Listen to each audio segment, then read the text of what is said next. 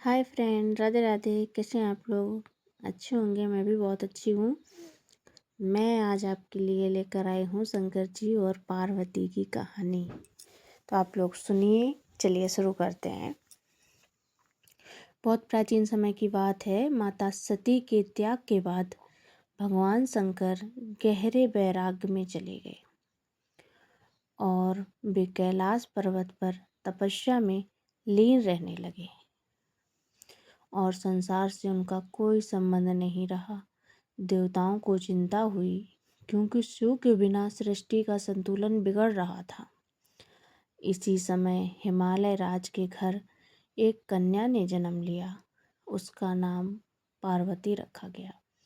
बचपन से ही पार्वती के मन में भगवान शंकर के प्रति गहरी भक्ति थी।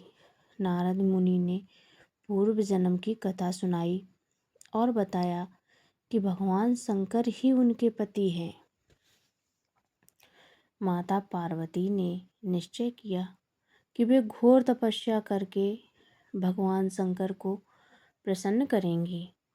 उन्होंने वर्षों तक कठोर तपस्या की, कठोर तप किया। कभी फल खाए, कभी फूल खाए, कभी पत्ते ही खाए और अंत में बिना अन्न जल के तपस्या में लीन हो गई। उनकी तपस्या से तीनों लोक कांप उठे। इतनी कठिन तपस्या की उन्होंने भगवान शंकर उनकी परीक्षा लेना चाहते थे। वे एक वृद्ध ब्राह्मण का रूप धारण कर पार्वती के पास आए और शिव की निंदा करने लगे। पार्वती क्रोधित हो उठी और बोली, भगवान शंकर सर्वश्रेष्ठ हैं, उनके समान कोई नहीं।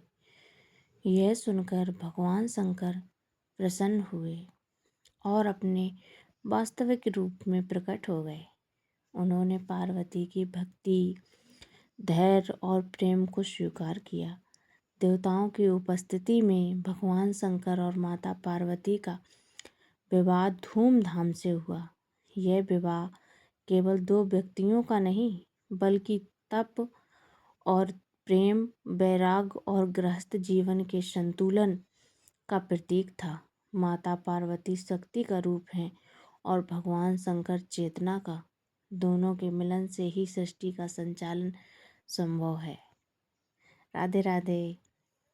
तो कैसी लगी हमारी कहानी ये? हम आपके लिए ऐसी ही अच्छी कहानियाँ लेकर आते रहेंगे। राधे राधे।